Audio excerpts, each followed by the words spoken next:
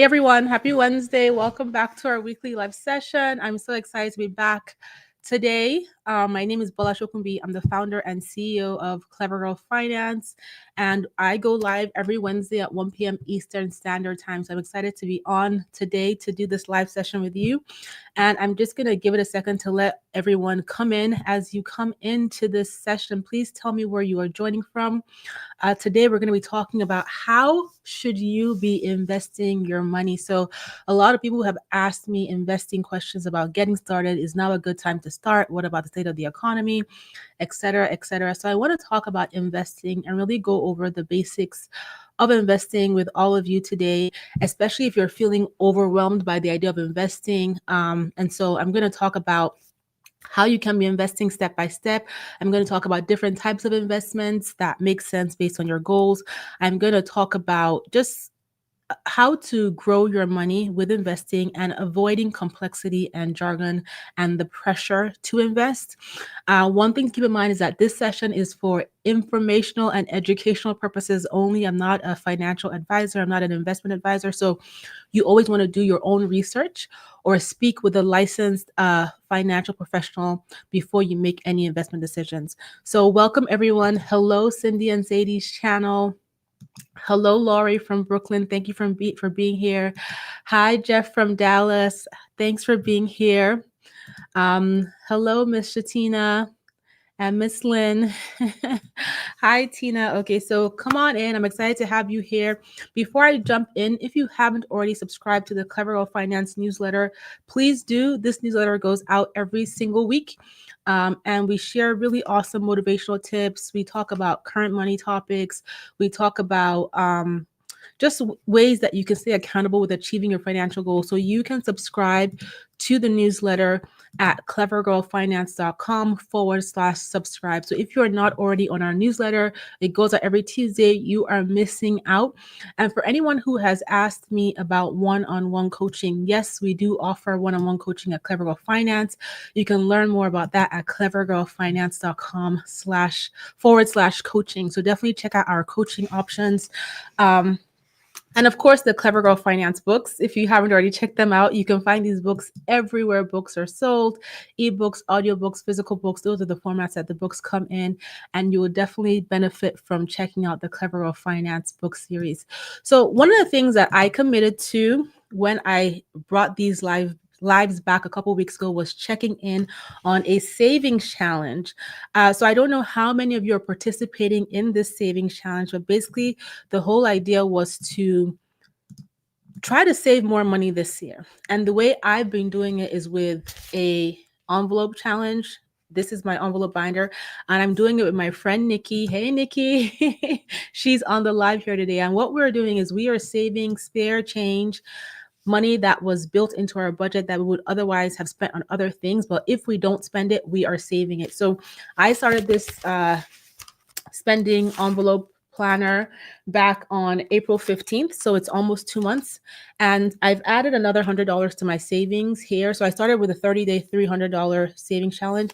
And now I'm doing the 52-week savings challenge, which I'm doing at an accelerated pace. So I'm saving more than what's required. So far, I've saved in this book $1,050. This is all my money folded up.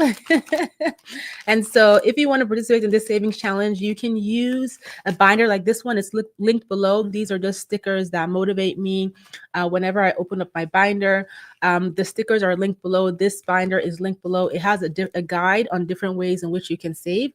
So if you are participating in this, let me know what you have saved, how much you have saved. If you want to participate in this, you can dedicate a bank account. You can get regular envelopes. You can purchase this. It's very inexpensive. And just every week, come on here and tell us how much you have saved.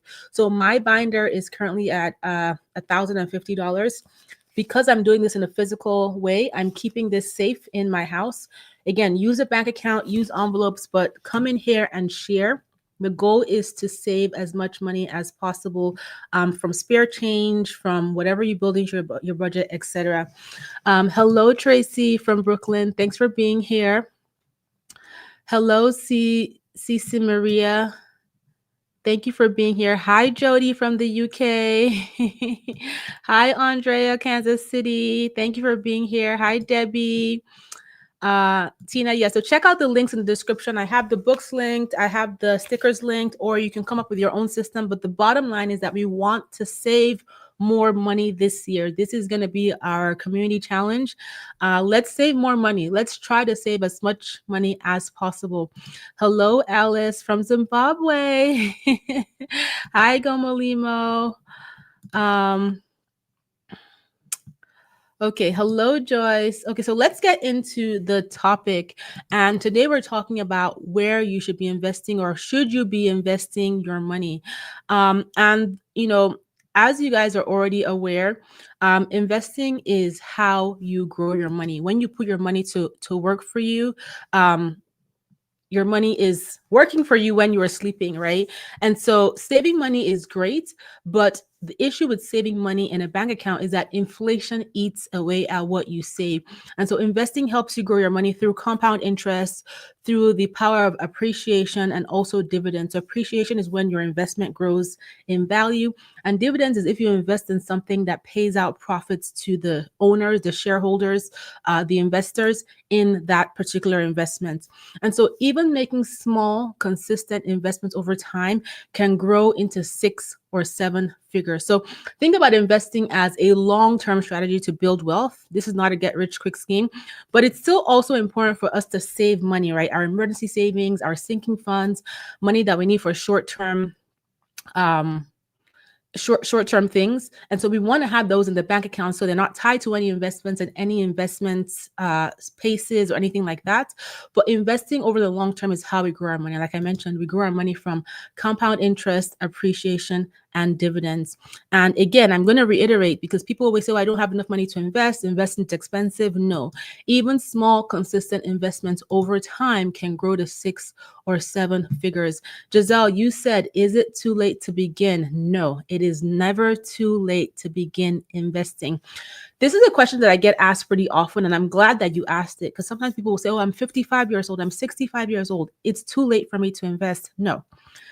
When you think about investing for the long term, you're investing for your future self and the goals and dreams you have for your life. Even if you're 65 years old and you're starting investing today, one thing to keep in mind is that if you're investing for retirement or for your later years, in a retirement is not one day. You don't get to age 65 or age 60 or age 70 and drop dead. God forbid, right? You still have life beyond that. And the average retirement, when someone retires at 65, for example, is another 20 to 25 years. The life expectancy of people continues to increase all the time, right? Because of innovations with healthcare and with food and things like that. And so retirement is not one day. If you get to 65 or 70 and you choose to retire, there's still a lot of life left, God willing, and with good health that you can live, and a lot of time and opportunity for your money to grow. So it is not too late. The best time to start investing is today. So thank you for asking that question. Okay, so by the way, if you have an update regarding your savings challenge, drop it in the comments. I want to know how much you're saving, how you are doing with your savings. Drop that in the comments. So before you dive into what to invest in, it's really important to think about your goals. What are your goals for investing? So if you have any goals tied to the long term, share them in the comments. So you might want to invest for retirement, for your child's future, for financial independence, to pay for your kids' college education, for a down payment on a home. It's really important to have investment goals in place so you know exactly what you are working towards, and your goals are going to shape your investment strategy. So if your goal is in 20 years from now, you can take on more risk than if your goal was 2 or 3 years or 5 years from now. Do you see what I'm saying? So it's really important that you have goals in place. I love you too. Thank you so much for being here. So it's really important that we have those goals in place before we start investing. If you're already investing and you don't have goals in place, that's fine. Today is a great time to lay out what your goals are for your investment so you have a sense of what your timeline is, right? So Giselle, you said you're investing for your child's education and retirement. Those are two amazing goals. What else are you guys investing for? Share in the comments. I'm investing for retirement. I'm investing to pay for my children's college, and I have a general just future investment bucket that I'm not quite sure what I want to use that money for, but I know I'm not using it anytime within the next 10 years. So those are some of my main investment goals. It could be that, in retirement, my husband and I may want to move somewhere else, to another country, another city. That could be the purpose for that money. But right now, I don't know. So I just know that I don't need it within the next 10 years. So having those goals is really, really important. Okay, I'm just checking to see what comments I may be missing. But Tammy, you said you are investing for retirement and financial freedom. I love that. I saw a question in here I wanted to respond to.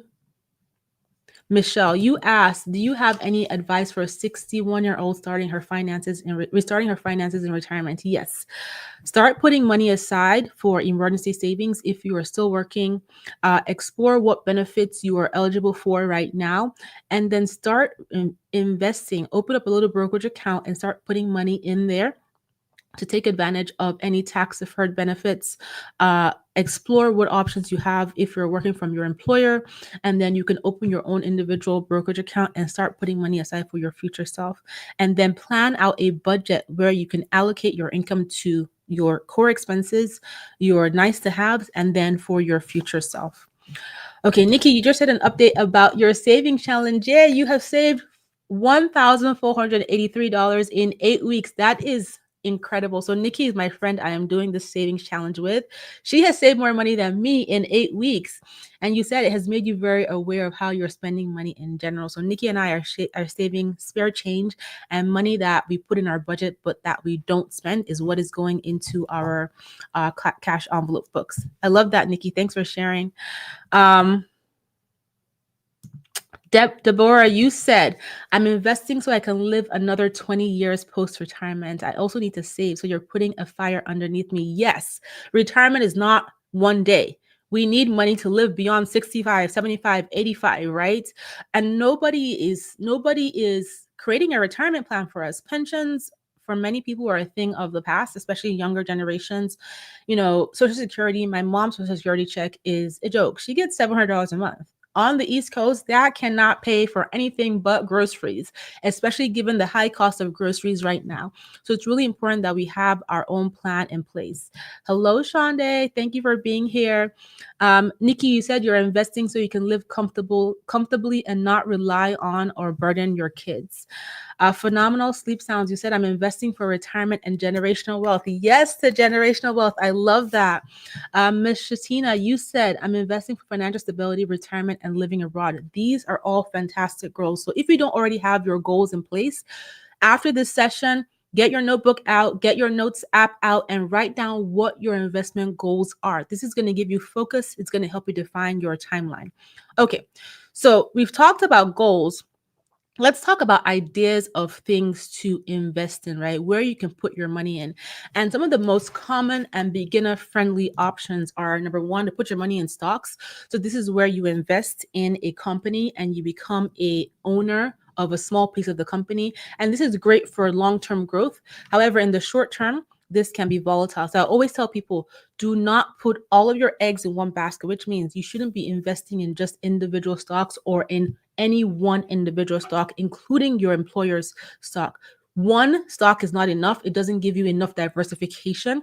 And diversification basically means that you are spreading your investments across different assets, asset classes, industries, etc., to minimize your risk. So that if something happens with one investment, you're not completely wiped out, right? So individual stocks are great for the long term, but you don't want to be investing all your money in a single individual stock. I'm going to come back to the comments once I finish this section. You can also invest in things like index funds, ETFs, and bond funds. And essentially what these funds are is they are baskets of stocks where your money is spread across a bunch of different stocks and on the stock market and industry classes. So think about pharmaceutical, healthcare, consumer discretionary, consumer staples, automobile, technology, all those different categories. If you invest in something like a total market index fund or a total US stock market ETF, your money is diversified across all these different industry classes and businesses and companies. And that gives you really good diversification. So examples of funds that offer really broad diversification are total market funds, like I mentioned, and also S&P 500 funds. Those are great places to put your money. So if you're looking at your 401k or your IRA and you're thinking, where can I put my money? Look for the total market index funds. Look for the S&P 500 ETFs and index funds. Those are great places to achieve broad diversification. And also, when you are investing in funds, you are minimizing your risk, like I mentioned, because your money is spread across so many different things. Another way to invest is, I just mentioned, but in your retirement account. So your 401k, if your employer offers you a plan, that is the lowest barrier to entry for many people because it's automated through your paycheck. You can just start investing in there and have money pulled out of your paycheck. And if your employer offers you a match, you want to take advantage of that match and get the free money. So a match is essentially where your employer will say, okay, if you invest 3%, we'll match you 3% of your income up to 100% of your investment, for example. So we'll match you 3% of your investment up to 100%. So that's one way which you can invest for retirement. Or you can open your own Roth IRA or traditional IRA. You have to check your qualifications. And this, with the Roth IRA, it allows you to invest post-tax money, but then in return, your growth over time, over the years, is tax-free. And these, your 401k, your IRAs, these are very, very powerful tools to invest for the long term, because a lot of times you can automate your investments. You can also invest in real estate. This requires more investment to put your money into, but it could be things like buying property to rent or to flip. But like I mentioned, it requires a lot of capital, it requires time. And if it's done well, this can be a really strong wealth builder. However, if you were to prioritize where to get started, I would say start with your employer's retirement account, then open your own brokerage account, then start exploring other avenues like real estate, for example. An easier way to get into real estate is with REITs. And so those are real estate investment trusts. And basically, you're not a landlord, you're not buying any physical property, you're just contributing to a pool of with other investors that is then used to purchase property. And you can earn money that way.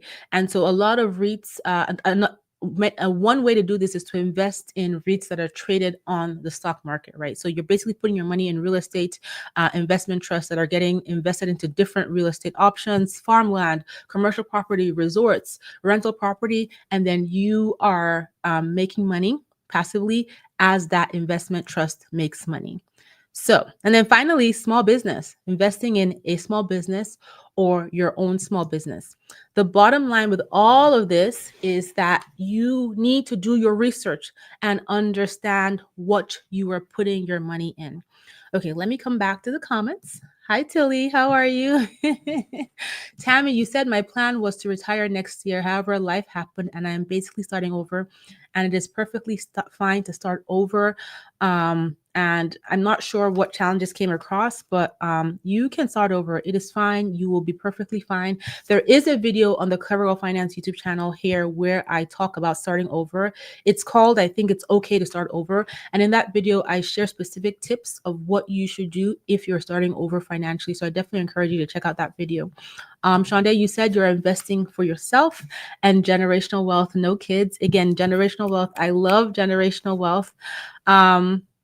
Tracy, you said, I decided to stop investing so I can pay off my credit card and build my savings account.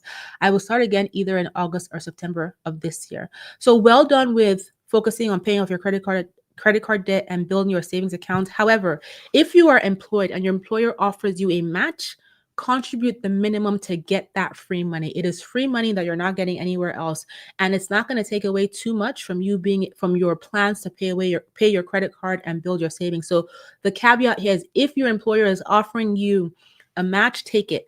And I would even say contribute 5% of your income to your Roth IRA or your traditional IRA if you don't have an employer account. And this is really because you want to take advantage of the opportunity of time, right? And when you really look at the numbers, that 5% is really not that much in terms of it impacting your ability to pay off your credit card at the accelerated pace in which you want to do it. So definitely consider that option to keep investing, even if it's just a tiny bit of money, while you focus on these goals. And then once you have that credit card out of the way and you've reached your savings goal, then you can accelerate your investments because you've freed up more money. Joyce, you talked about saving. Can you save and pay it at the same time? That's the answer I just gave Tracy. And there is another video here on the YouTube channel that you can search on the Clever Girl Finance YouTube channel, where I really elaborate as to how you can focus on saving and paying off debt at the same time. Joyce, you said, what's the difference between stocks and ETFs? That is a great question. So a stock is an individual purchase in one company. So you're buying a stock in Apple, for example, and that is the only thing that you are buying. Whereas an ETF is a fund that could be, for example, if it's a total stock market fund, it may have all 4,000 plus stocks traded on the US stock market in this bundle. So when you purchase something, you then get fractional shares across all of these thousands of stocks. And as a result, you get broad diversification. Index funds are similar. So index funds and ETFs are basically almost the same thing. The only difference is the time of day in which they are traded. So index funds are typically traded at the close of market at the final price, whereas ETFs, you can trade them at different points throughout the day. There's different tax efficiencies associated to both, and people choose index funds or ETFs depending on what their investment strategy is. Without getting into too much complicated detail, because I wanted this to be a simplified session, there is an article and a video here on YouTube where I talk about the differences between ETFs and index funds. So check that out as well. Tilly, you said, I'm investing for retirement and after your child's education, also to start a business. I love that. Great goals. Phenomenal sleep. You said this is good information. Thank you. I'm so glad. Oh my goodness. I see these comments coming in. I mean, please keep them coming. I love doing sessions like this, especially when it comes around to investing and saving and building wealth. Laura, you said you've been looking into opportunities to invest in other businesses. So you definitely want to do your research. Make sure you understand cash flow. Make sure you understand whatever debt the business might have. If you want to deep dive into researching stocks and index funds, just go to like a yahoofinance.com or vanguard.com, fidelity.com. They all have research tools where you can input the ticker symbol, the symbol or the name of that stock or fund, and you can learn more about it. You can learn what investments are in it. You can learn about its performance over the last several years and so much more. So definitely do your research so you have a better understanding of where your money is going. Yay. Okay. So we've talked about where money can go. Nikki, you said, by the way, I'm currently saving and paying off debt. Clever Girl Finance has a great video that helped me with my buckets to save and pay down debt. What video was that, Nikki? So I can share so folks can find it. Okay, so we talked about where you can invest or what to invest in. I mean, stocks, index funds, ETFs, bond funds, retirement accounts, real estate, REITs, and small business. Now let's talk about how much you need to get started, because I want to clear up this myth. This is the one that trips people up. I cannot tell you how many people I talk to who say, oh, I'm not investing. I have not started investing because I don't have enough money. But I'm talking to them while they're on a $2,000 vacation, a $3,000 vacation, a $10,000 vacation. You have money to invest. Or I'm talking to them while they're shopping in the mall. You have money to invest. You do not need a lot of money to invest. You can start with as little as $5, $10, thanks to being able to invest in fractional shares. And so when it comes to the amount, I would say focus on the habit before you start getting caught up in the amount. The key to building wealth is saving and investing consistently over time. So set a cadence for yourself. I want to save or invest every week, every 2 weeks, every time I get paid, once a month, and focus on making that deposit every month, and don't worry about the amount. Deposit what you can, invest what you can. Once you've built that consistent habit, then start focusing on, okay, I want to up my investment amounts. I want to up my savings amount. But the key is to build that consistent habit when it comes to investing. This is how you build long-term wealth. Nobody got rich from making a one-time $10,000 deposit. People get wealthy from investing consistently, saving consistently over time. Hi, Dahlia. It's been a while. Yes, I am back. This is my third or fourth live since I came back, so I'm going to be here. I'm excited to have you here. Thanks for being here. Okay, so Ms. Shatina, you said, do I have tips or sources you can provide regarding investors that start investing in the US but move overseas? As long as you don't close your brokerage accounts, you can keep investing here. If you are a US citizen or you have a green card or you have the status basically to be able to open the brokerage accounts here, you can invest here even though you live overseas. So keep that in mind. Talia, you're funny. Okay, so let's talk about platforms where you can invest your money. So if you're looking to invest from a retirement perspective, an IRA, traditional IRA, Roth IRA, or open a brokerage account. None of these are sponsored, by the way. Some of my favorite platforms are Fidelity, Vanguard, Charles Schwab, and T. Rowe Price. I am a Fidelity account holder right now, and I love Fidelity. If you're looking for apps for easy and automated investing, think about platforms like M1 Finance, Public Investing, SoFi, Acorns. Go in your app store, read the reviews of what people are saying, do your research on these platforms, and you can start there. And if you want to work with a robo advisor, which is automated investing, where you have a hands-off approach, you just tell it your goals, you tell it your objectives, and it creates a plan for you. Some really good and popular platforms are Betterment and Wealthfront. So again, you want to do your research, and I'm just going to put these on screen. So Fidelity, Vanguard, Charles Schwab, T. Rowe Price, retirement and brokerage accounts. Those are great platforms. Apps, M1 Finance, Public, SoFi, Acorns for easy automated investing. And then for robo hands-off investing, robo advisor investing, Betterment or Wealthfront. So now let's talk about some investing mistakes. Oh, by the way, Nikki said that video was simple saving strategies. So the video is called Save More Money. That's the video Nikki is referring to. Okay, so mistakes to avoid when it comes to investing. Number one is waiting too long to start. Time is your best friend when it comes to investing because you need time for your money to grow. So if you don't have your brokerage account, you haven't started investing for retirement, today is a perfect day after the session to go open those accounts, adjust your budget, and start putting money away on a consistent basis. The second mistake is trying to time the market. No one can do it consistently. Even the best traders are unable to time the market because nobody can predict the future. Nobody knows what's going to happen politically, economically, globally. Nobody knows that. We don't know. We cannot predict the future. And so stop trying to time the market. Just invest consistently over time. This way you catch the great times. And then if there are any dips, you're investing consistently over dips, across the dip, so that you're getting the best price because you're investing consistently over time. And then putting all your money into one stock is not a smart investment move. It is very risky because all your money is in one single asset. The key is diversification. I always encourage funds, ETFs, for broad diversification. And then after you have that broad diversification, if there are individual companies that you want to invest in, you can do that. So there is another video on this YouTube channel where I talk about how I invest. I share my investment strategy. I share exactly what I invest in and what my strategy is. You can check out that video. I think it is linked in the description here on YouTube as well. So if you want to know what Bola is doing to invest as a money expert, definitely check out that video as well. Another mistake is panicking during market dips. Listen, the stock market goes up and down. Historically, there are different economic, political factors that will drive the market going up and down. But when you take a bird's eye view of the stock market, so if you go on Google right now and you search historical view of the stock market and you look at that image, despite the short-term dips and spikes, the trajectory of the stock market has always gone up. We can't predict the future, but we're looking at the basis of the past.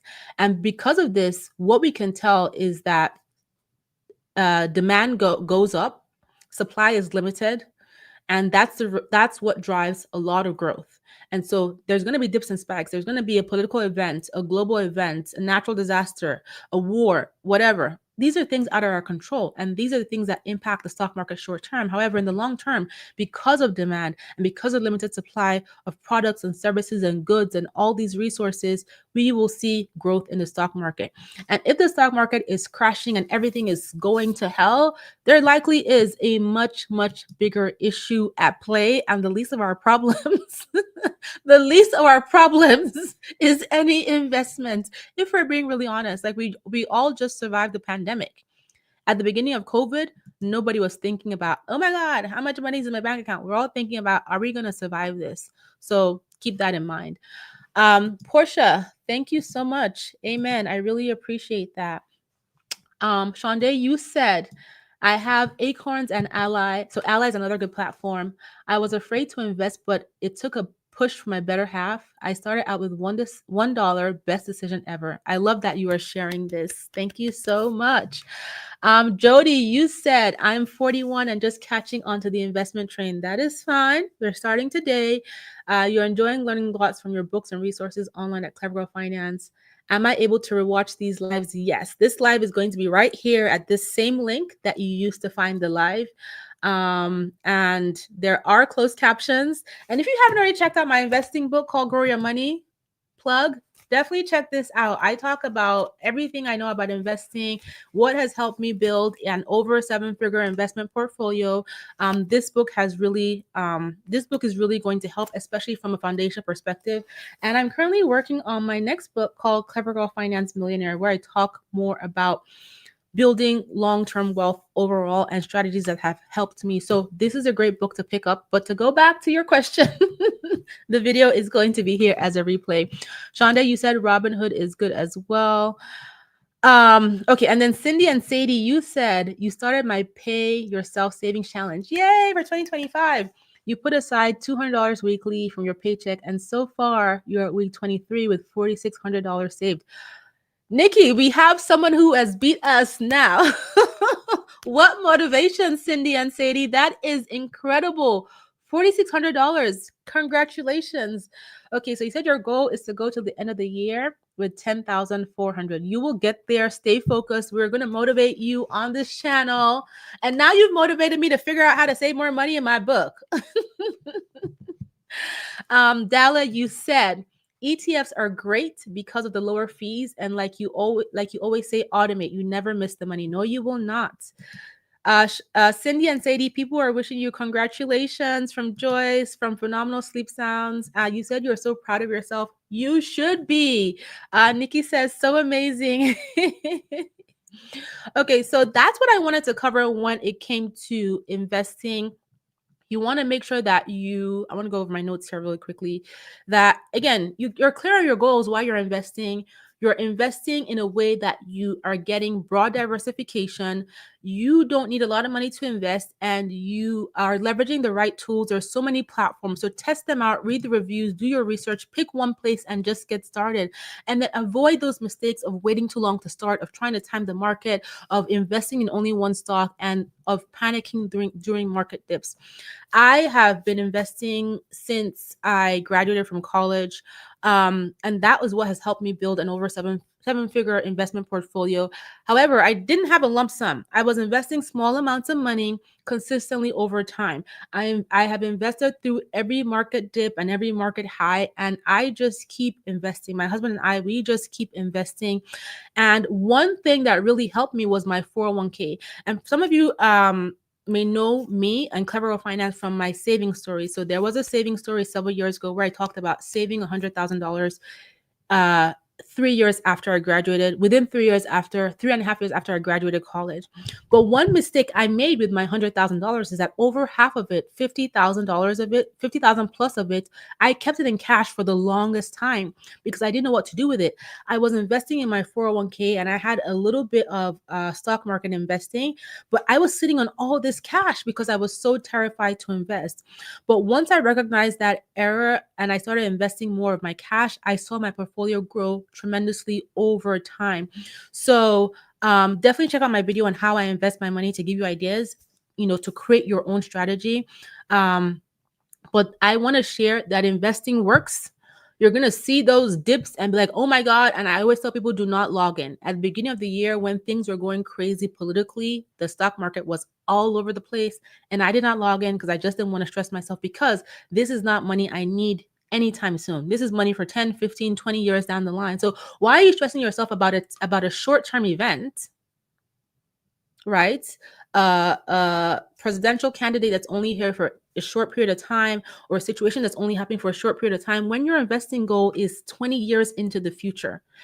If anything, as human beings, as women, as men, as whatever gender we identify as, when there's a good sale at Neiman Marcus, at Macy's, at Bloomingdale's, at Target, Walmart, wherever we shop, we go in a hurry to that sale. We go in a hurry to that website because we're trying to find the best deals. And so when the stock market is in decline, what does that mean?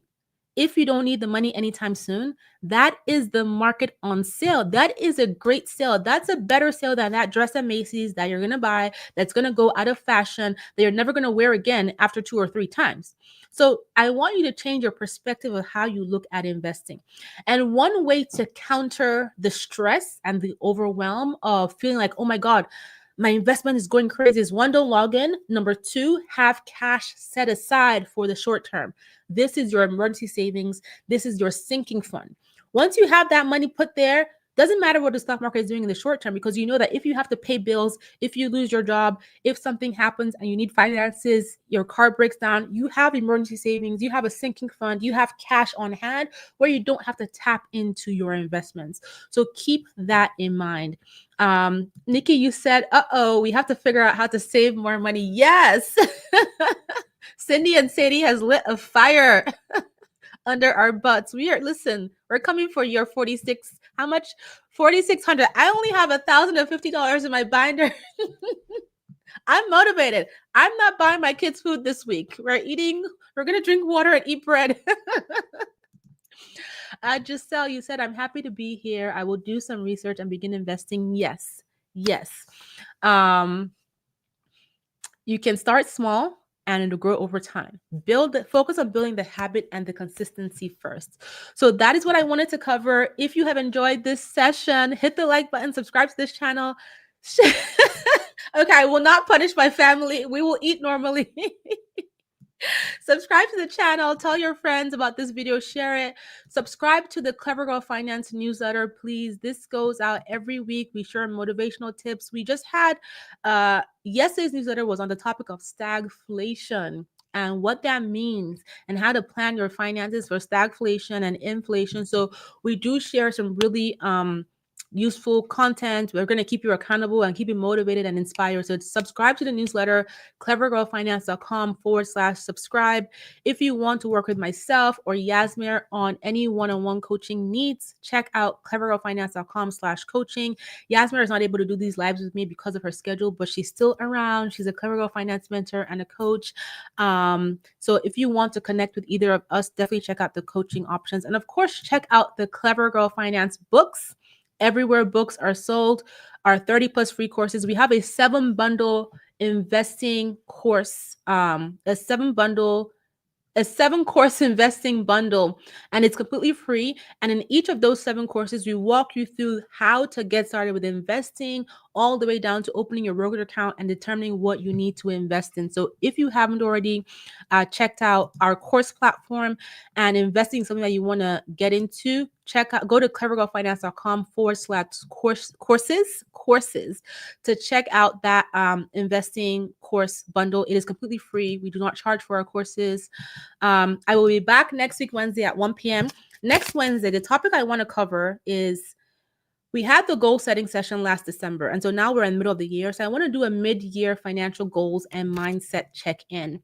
I saw a question I missed from DL. I'm going to answer it real quick. I'm sorry about that. You said my strategy for using and getting credit cards to do business. I do not recommend using debt to start business, because there's a lot of unpredictability about in starting a business, that you want to have some skin in the game. You want to have some cash invested in your business so that if it doesn't work out, it's just that cash that's gone, not necessarily a burden of debt waiting for you. So that's just me personally, right?